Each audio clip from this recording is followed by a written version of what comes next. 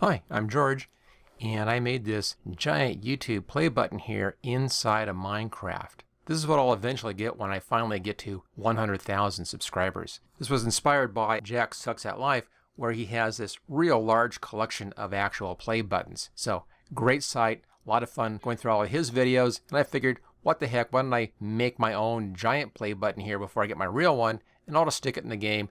Use that kind of as inspiration to keep me going on more of these Minecraft videos. Okay, let's take a look and see how this thing is put together. We'll first walk up here kind of close. You can see there's the text on there. It has kind of a nice little patterning to it, nice drop shadow and so forth. If we go around to the side over here, you see that the side matches as well. So I did the block over here. This is the iron block. I did a new texture for the iron block.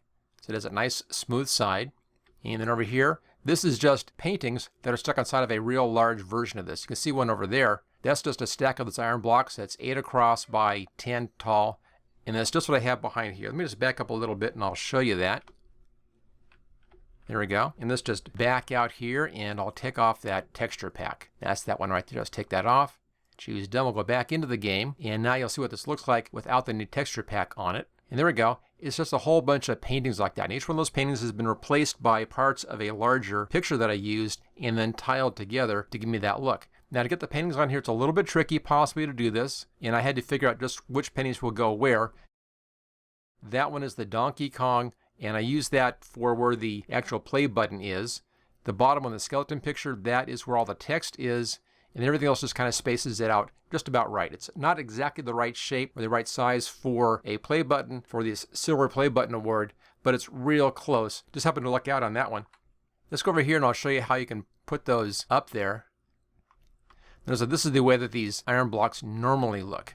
I'm just going to flying mode here and get in real close. And when you take a painting like that and you right click, it puts that painting onto the wall. You can see right there. Now it'll give you the biggest painting that will fit.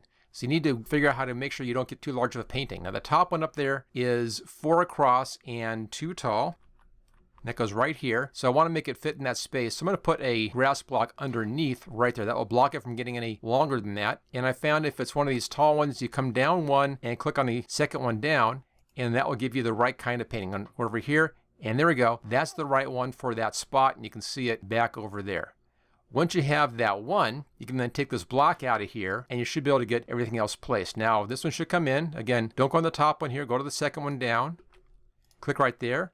Now, there are a whole bunch of these square ones, so you may have to go through several times like this. Just click and then knock that out. Right click to place, left click to get rid of it, and keep on going through until you get the one that you want to use. And depending upon how lucky you are, it'll come up pretty fast or not. It's just random as it comes up. So it's in here eventually. And we'll get it. There we go. So there it is. That's that one. And then it's just a matter of building up and placing in all of these pictures until you get the whole array like I have back over there. Let's just get back over in here again. So it's like that. And then all you have to do is just put the texture pack on, which has these pictures replaced with the parts of the play button. Let's see our texture pack again. Back to options, resource packs, and we find that there, the YouTube play button. There it is. Choose done. Bring this back up again.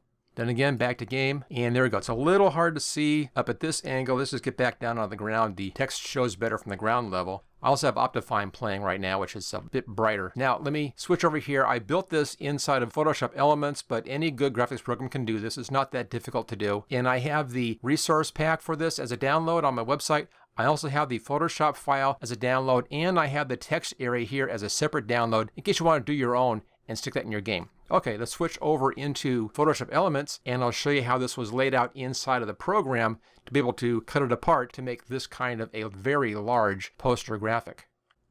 Okay, here we are inside of Photoshop Elements, and this saves as a Photoshop file, so any program that can open up a Photoshop file, which is a lot of them, can open up this file and you can edit that if you want to.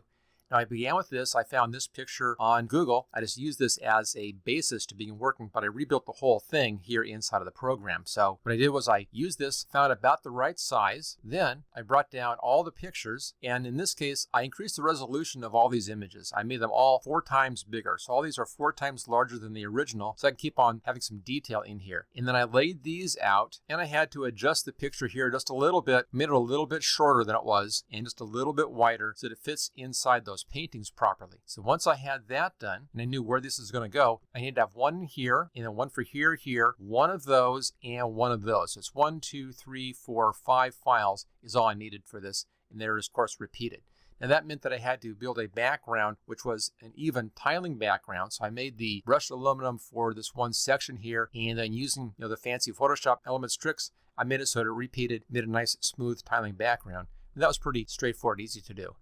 And this picture right here was just the right size to fit in the main play button area. So that worked out well. And this picture down here fits the text. I had to move the text a little bit to fit inside here properly, but it works out well and it all fits nicely. If these didn't work, I would have done something else, more of these things or something to make it all work.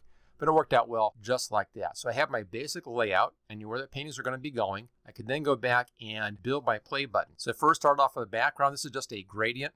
This is just for the part inside of the play button itself. And then I made this brushed aluminum look, and here this is actually tiled. It's actually a piece just like that, which then repeats over the whole thing. And this is just a hole in it, and you're looking through to that layer underneath. You see over here, layer mask right-hand side. And I adjusted the values just a little bit in here so it looked right. There it is. And then brought in the YouTube logo, which is right here, and then brought that in. I left a space here for a name, and if you want, I have this available. It's in the Photoshop file. If you want to put your own name in there, that's fine. I have it in there just in case, and then I put it in the presented to, so that all fits perfectly. I left the name off on mine. I didn't want to have my name on there until I get a real one of these. But if you have a real one, go ahead and stick your name in there. And at that point, that's all done. I then combined all of this into a new layer up here, just one layer. I brightened the text up a little bit.